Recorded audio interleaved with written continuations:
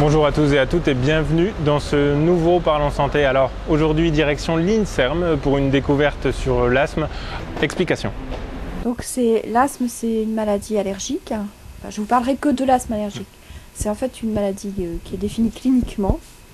Donc ça résulte d'une réponse inappropriée de certains types de lymphocytes à des substances qui sont normalement inoffensives. Donc ces substances sont appelées des allergènes.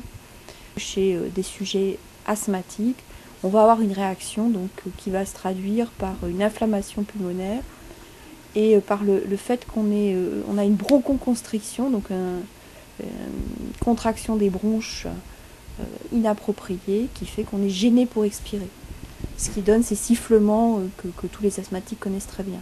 Il y a des remèdes symptomatiques, c'est-à-dire qu'on va obliger la bronche à se relâcher. Il y a des gens qui prennent volontiers de la ventoline ou ce qu'on appelle des bêta-agonistes qui vont soigner la crise d'asthme. On donne également des anti-inflammatoires, dont les corticoïdes, qu'on peut donner par voie inhalée, donc par spray, ou par voie générale dans le cas des asthmes sévères. Ce qui est ennuyeux pour l'asthme, c'est que y a peu de mortalité à l'heure actuelle par l'asthme, mais ça coûte très cher à la communauté. C'est un traitement permanent. Beaucoup d'asthme à l'heure actuelle sont mal contrôlés. Mal diagnostiqués, mal contrôlés. Possiblement parce qu'on considère que c'est une maladie bénigne, ce qui n'est pas toujours le cas puisqu'on induit quand même une perte de la fonction pulmonaire chez un certain nombre de sujets. Mais nous au départ on travaillait de façon fondamentale sur les différentes populations de lymphocytes, de ces populations qui contrôlent la réponse immunitaire.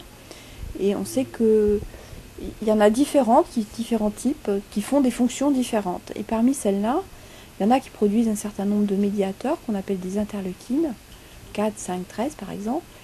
Et ces lymphocytes qui produisent ces interleukines-là sont à l'origine de l'asthme. Alors ces lymphocytes, il faut savoir qu'ils ont une utilité, c'est-à-dire que normalement ils servent à se débarrasser des parasites. Donc ça c'est leur rôle normal. Et ils sont par contre activés de façon anormale dans les réactions asthmatiques.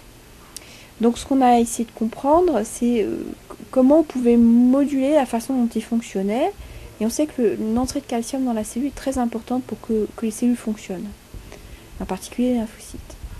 Donc ça se passe par des espèces de portes, de canaux. Et on a montré que dans les lymphocytes dits Th2, donc ces lymphocytes qui sont impliqués dans l'asthme, on avait des canaux particuliers qui n'étaient pas présents dans les autres. Et donc si on les inhibait, si on bloquait leur fonction, on diminuait toute la production des cytokines et toute leur capacité à induire un asthme. Alors ça, on pouvait traiter les lymphocytes in vitro, en culture, en mettant ce qu'on appelle des antisenses, des oligonucléotides antisenses. C'est des petits bouts d'ADN qu'on fait rentrer dans la cellule et qui empêchent le canal de s'exprimer normalement.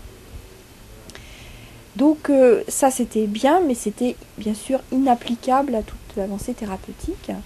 Donc on s'est dit, est-ce qu'on ne peut pas donner ces petits bouts d'antisense, ces oligonucléotides, qui sont des toutes petites molécules, par voie respiratoire à la souris, puisqu'on s'est passé bien évidemment dans un modèle expérimental, et est-ce que ça allait protéger de l'asthme?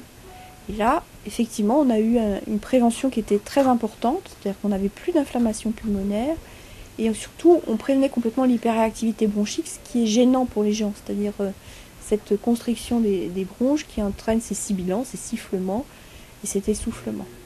Donc ça, c'était très efficace chez la souris, donc on s'est dit, est-ce qu'on peut passer chez l'homme? Alors pour le moment, on n'en est pas du tout là, on a commencé juste à savoir si on pouvait regarder l'expression de ces canaux dans les lymphocytes des humains, dans des lymphocytes Th2 d'humains, en les générant in vitro à partir du sang de donneur.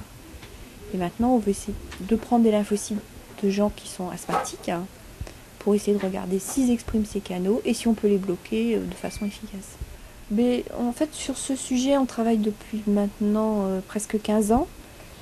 Les manips sur l'asthme, ça a commencé, les vraies manips sur l'asthme, ça a commencé il y a 5 ans. Après, montrer que c'est présent dans les lymphocytes humains, on compte 2 ans à peu près. Et puis après, si cela est validé, c'est simplement une étape. Il faudra faire appel à des compagnies pharmaceutiques pour développer ce type d'approche, s'ils le retiennent évidemment. Et ensuite, il faudra bien, je pense, compter 6, 7, voire 10 ans. Voilà, c'était un Parlons Santé spécial asthme. Pour ma part, je vous retrouve la semaine prochaine pour un nouveau numéro. Au revoir.